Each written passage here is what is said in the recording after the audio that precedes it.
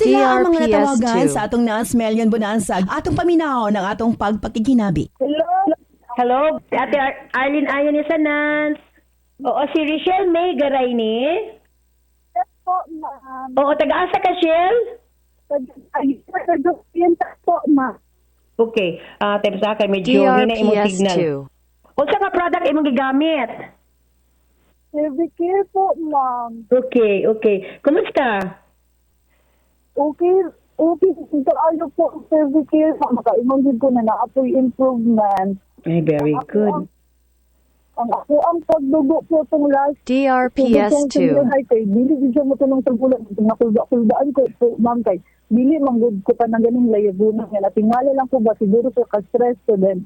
Tungod din sa balita, ma'am, na akong nadungog sa inyong product. Okay din kayo sa pagsulog kong paggamit na ako, ma'am. Ay, very good, very good. Po, ma'am. Okay, sige, sige. DRPS2. Congratulations. Na hinduntan sa tanan. Salamat po kayo, ma'am, kayo sa inyong product. Yan po tayo natabangan o patila po ko ato as a college student sa mga lisang dati po tungod sa stress.